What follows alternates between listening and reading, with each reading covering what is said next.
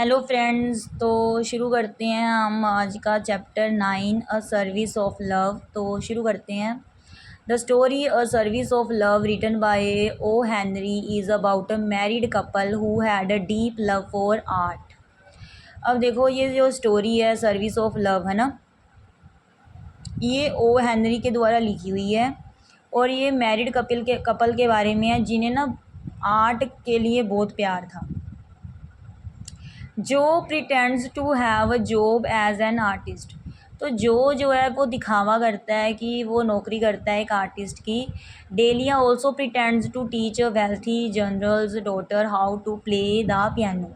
तो डेलिया भी क्या करती है, दिखावा करती है कि वो क्या पढ़ाती है, सिखाती है। जो वेल्थी जनरल्स डॉटर होती हैं उनको सिखाती है कि कैसे पियानो को प्ले करते हैं, कैसे प्ले करते हैं पियानो को। The couple lies in each other, मतलब कपल जो है ना वो दोनों एक दूसरे से क्या बोलती हैं, झूठ बोलती हैं। And both get a job at a laundry.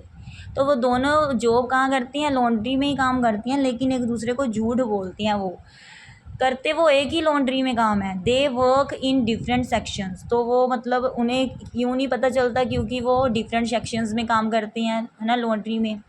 When Jo finds out Delia knowingly hurt herself while teaching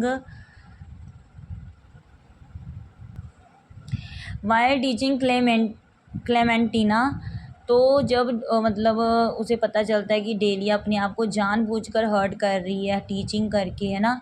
जो knows that Delia was lying, तो जो जानता है कि डेलिया उसे झूठ बोल रही है। When he knows the truth everything becomes all right and they forgive each other.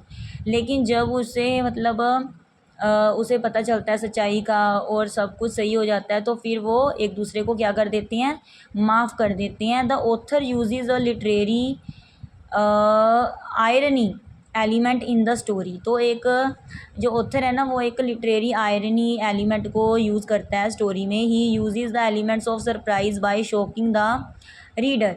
तो ये मतलब यूज़ करता है सरप्राइज करना, मतलब रीडर को with result of the story का जो रिजल्ट निकलता है उससे। The main example of irony is at the end. जो मेन एग्जाम्पल है व्यंग की एंड में है। When the reader finds out that both Jo and Della lied each other.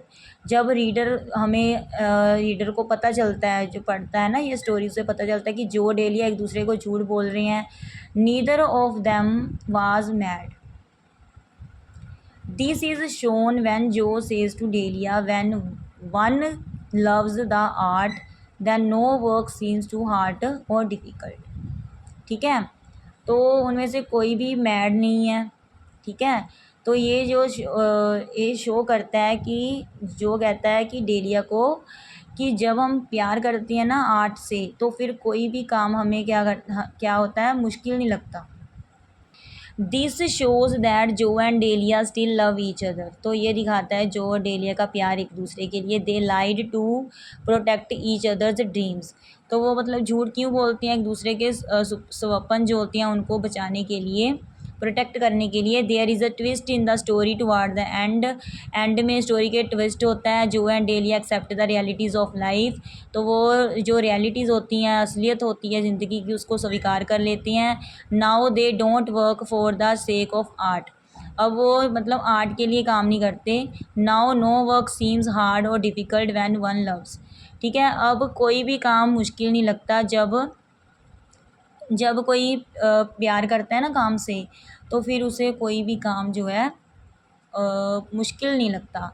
अब देखो, जब हम किसी वर्क से ना प्रेम होता है, प्यार होता है, तो वो काम हमें करने में ना डिफ़िकल्टी नहीं लगता। और जिसमें हमारा इंटरेस्ट ही नहीं है, जिससे हमें प्यार ही नहीं है, तो वो काम करने में हमें डिफ़िकल्ट लगता है। तो ये स्टोरी यही बताती है कि जब हमें काम से प्यार हो जाता है, तो फिर वो काम जो है ना, कोई भी काम है, अगर वो डिफ़िकल्ट नहीं लगता अगर हमें उस काम से प्यार है तो। थैंक्स।